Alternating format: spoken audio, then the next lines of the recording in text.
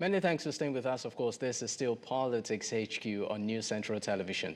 Before we roll over to our next topic, the show in the course of 2024 has had some really high moments. I mean, every episode is a high moment, but there are some that particularly stood out. Well, we decided to put together some of them, a few of them, for your viewing pleasure. And for those of you that have seen it, maybe just to re-see it again. Take a listen. The ruling party now, APC, participate, organize, protest, participate in protests. Didn't Tinubu participate in protests? Didn't Atiku participate in protests?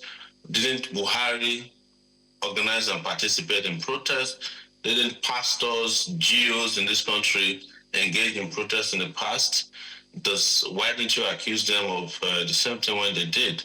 Protest is a right. Everybody have a right to protest, whether you belong to a political party or you don't belong to a political party, whether you believe in government or you don't believe in government. This question is completely needless. I mean, you can't say it's needless because it's you fundamental can't say it's needless. I'm sorry to interrupt you. It's my fundamental right to protest, whether I belong to a political party or not. The biggest political or the oldest political party on the continent of Africa is probably the ANC, right? The African National Congress. Have they not protested from 1918 to 1994? Even now they still protest. The EFCC, Malema's party, EFF, Malema's party in South Africa, don't they protest all the time? Don't the APC protest? Didn't Wike, the current minister of FCT, lead a protest in Port Harcourt? So why are you asking all these unnecessary questions? You can't say it's unnecessary. I'm sorry. It's like saying Nigerians who want to know are asking unnecessary questions. The reason why I ask is because I know, or we know. I understand. Okay. See, and I've told you this before because I sat here in August, right in front of you, when you were mocking me that, I called protest, I ran away from the country. So, and it became what was used by the APC government as a campaign. Well, I'm not aware of that part. So, I'm not aware of that part. I just asked you a question. I'm telling you that even as a reporter, right, as a broadcast journalist, you should know that the fact that somebody is part of a political party does not preclude them from engaging in protest. In fact, and I have educated you that the APC, that is the All Progressive Congress that is in power today, was a party that used protest to get to power. And there's nothing wrong with that. So why is it that suddenly you didn't ask them why they protested during their own time, and now you're asking why I'm protesting? I've been protesting since 1989 when I never joined the political party. How's that strange to you that I'm still leading protests? Mr. Omoyele, of course it's public knowledge that the ruling party rode on the heels of protest when they were in the opposition. So I think it's just okay for Nigerians to also ask, Mr. Omoyele Sowore, is there an agenda behind this protest? Is it not also factual that I've been protesting against bad governance since 1989? Don't you know that? In my own view, there is no Attorney General of the state because Oko Jumbo does not have the capacity, does not have the legal prerequisite to even screen an Attorney General. So I can boldly say that there is no Attorney General of Rivers State. So the purported Attorney General who speaks on behalf of Rivers State government and saying that assembly member defected. When did we defect? Did we submit letter to him? There was no defection whatsoever. Sorry, are you saying that you did not defect? Yes, we did not defect. We did not defect. So what party do you belong to right now?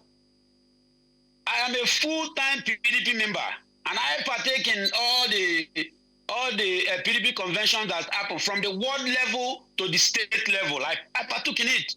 So what can tell me that? What happened on December 11th exactly? Yes, December 11, whatever thing you see on the media was orchestrated by the opposition. You know, the media can coin anything they like. They can do whatever thing. They can come up with unnecessary blackmail. It was actually a drama that you're seeing there. They are showing everywhere. Somebody can Photoshop your face and show it anywhere. So are you saying that? Are you saying your face, for instance, was photoshopped and you did not defect?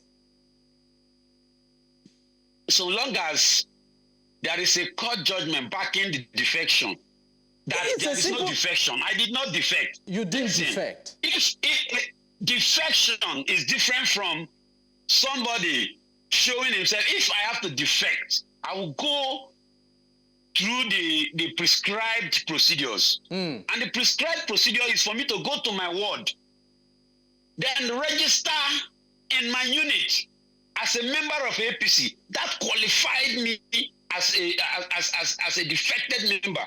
Now again, the APC, purported APC chairman, Emeka Beke, even when those dramas were going on, openly said that defection is not by coming to the television to say, I have defected to so place. It is by effecting the prerequisite, the laid down procedures. And the laid down procedures were for you to go to your unit in your ward, register properly as a member of a specific political party, which will now qualify you as a member of that party. But the leader then, Tony Okocha, said he had accepted your defection. So who was he referring to? Who?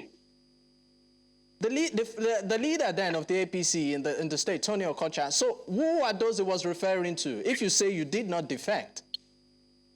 So if the American president say, I have accepted Lolo Puende as an American citizen without having a certification, a documentation, and the police get me arrested, how do I identify myself as an American citizen? So you are saying you never defected at all? Mere carrying an American flag does not qualify me as an American citizen. That's another thing. So me, or you see somebody on the media or in the television. I'm trying to, Nigerians are watching and they are trying to really understand the scenario right now. So that flag that was carried, on December 11th, and we saw all of that, are you saying all of that never happened? Those were some of the high moments on the program this year. You saw Sowore, where we had a conversation with him on multiple occasions on the program, talking about the End Bad Governance protest, which happened in the course of the year. Also, at some point, we had an interview with Honorable Lolo Puende of River State, House of Assembly, where he openly said on this program, or he denied defecting the party. Well, we have quite a number of cuts, but maybe you might just want to, catch up with some of them on our YouTube platform. That's a News Central TV. But we have Nelson Ekujimi on standby. Once we return, we'll be talking about the Edo and Ondo off-cycle election and the role of INEC. Stay with us.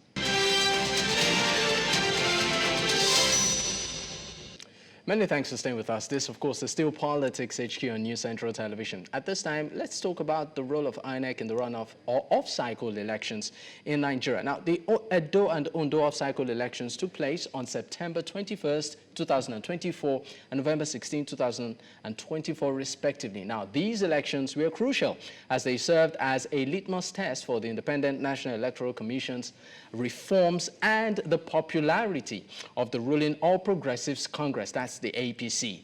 In Edo State, for instance, the election was significant due to the internal conflict within the People's Democratic Party, that's the PDP, between Governor Godwin Obaseki and his deputy, Philip Shaibu, who later was impeached. Now, the APC sought to regain power in the state, making the election highly competitive. In Ondo State, the election was also contentious, with the APC's candidate, Aiyedatiwa, facing opposition from the People's Democratic Party's Agboola Ajayi. The election was seen as an opportunity for the APC to maintain its hold on the state. The elections were marked by concerns over voter apathy, electoral violence, and the credibility of INEC. However, the Commission had introduced reforms such as the use of technology to enhance transparency and reduce fraud. Well, joining me on the program to discuss the role of INEC, particularly in the off-cycle elections that happened this year, is Nelson Ekujimi. He is a political analyst. He joins virtually. Thank you for your time. Thank you for having me. Compliments of the season. Compliments of the season, too. Let me just ask you a straight one. You know, a bullseye. INEC's role in the off-cycle elections in Edo and Ondo State.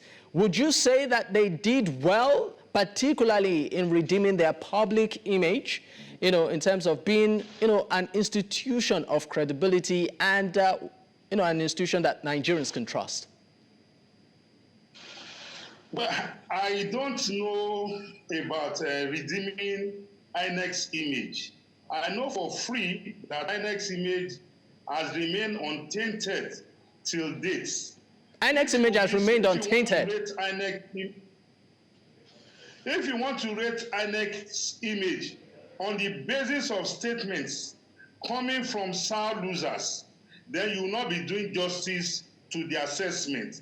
The assessment of an institution should be determined within the parameters of their conduct of their affairs as stipulated by law, and also from the interrogation of the activities by the judicial arm of government, which is constitutionally empowered to look into the activities of INEC and give a verdict. And you and I can attest to the fact that despite the mudslinging, despite the campaign of blackmail and calumny against INEC, INEC has continued to keep its heads above waters, and they have performed creditably well. You said the 2023 general elections, even though some persons went all over the place castigating INEC, even at the end of the day, they also extended that campaign of calumny even against the judiciary, that we all know the responsibility of the judiciary is to interpret the law. So INEC's image has remained intact, and we saw it with its performance in Edo and Ondo State gubernatorial elections in 2024. Okay, I will stay with you on Edo State because we had somebody from a TAP initiative, is actually the convener, who did reveal some, what I call it, grim details, you know, as a result of the fallout of the Edo elections, where they tried to obtain some documents from the beavers, and what they got from INEC's office really did not tally, you know. And INEC, even, you know, prior to the Ondo elections, did admit and said, you know what, we would improve on the shortcomings of Edo polls. So you said INEC's image remains untainted. I mean, don't you think that contradicts it somehow? In Edo, we saw INEC battle with the issue of logistics again, even though it was inconsequential. We had cases of logistic challenges in, you know, insignificant areas of polling stations. But in Ondo, we saw a remarkable improvement. I was in Edo, so I can tell you for free what transpired in Edo State. I was not told. I was a live eyewitness. I was also in Ondo, and I was on your program, and I told you that unlike in Edo, where polling started around 9 a.m. or 9:15 a.m., in some of the polling stations, that in Ondo, by 6:30 a.m., INEC were already at their polling stations with security agencies, putting their materials, you know, setting up their cubicle and, you know, getting themselves ready. By 8:30 a.m., which is the official, you know, kickoff time for elections, in over 95% of polling stations in Ondo, elections are started. So the challenge INEC told you about in comparing Ondo to Edo was just in the area of the logistics that we saw. And you and I know, except if you want to be, you know, untruthful to ourselves, that logistics is outside the purview of INEC. It's just like if somebody holds INEC responsible for security lapses. You and I know that the role of INEC is not to provide security for elections. The role of the security agencies is to do that. INEC's role is to conduct elections, and INEC will only conduct elections in an atmosphere that will guarantee the peace and sanctity of the electoral system. So the challenge you mentioned was just logistics. It was not. It didn't have anything to do with the processes. Somebody telling you he tried to obtain information from the beavers, that is a blatant lie. The beavers can only be viewed. You cannot obtain any information. The only authority that can obtain information from the beavers is INEC, and it can only be gotten. Sorry, I was making reference to the IREF. I mean, where you upload the, of course, the voting sheet. You know, according to what TAP did say when we had them on the program, they said that the details they got from IREF, you know, didn't seem to tally with what they got from, you know, the INEC office in the state. But I really wish we could continue on this conversation. Nelson, I maybe we would revisit it in 2025, but in one breath, one statement, do you think that there should be some sort of reform within INEC? One breath. I don't know what you mean by reforms, because I'm a social scientist. And when you tell me there's a problem, you have to be specific. So I don't understand the type of reforms you are talking about, or you are assuming, except if you can identify that reforms. Then maybe. Okay, maybe I should be more specific. Do you think that the leadership of INEC should be changed? Absolutely not. The leadership of INEC has performed creditably well. They must be commended in all ramifications for conducting their affairs in line with the provisions of the laws of the land. All right. Thank you so much for your time on the program, as always, Nelson Ekujimi. Thank you. Thanks for having me. And Happy New Year in advance. Well, it's been a great one tonight. Thank you so much for being a part of it. And, of course, from every one of us, my producers will work tirelessly to ensure that every night you get the best, you know, on this program. I'm talking about Frank Donga Joke. Thank you so much. And, of course, the director, thank you so much, who, of course, are doing all of this. The technical guys, too, I see you. Thank you so much. It's been a great one this year. We hope that even next year will be greater. Stick with News Central and watch Politics HQ. My name is Dakpo Adigwe. See you next year. Good night.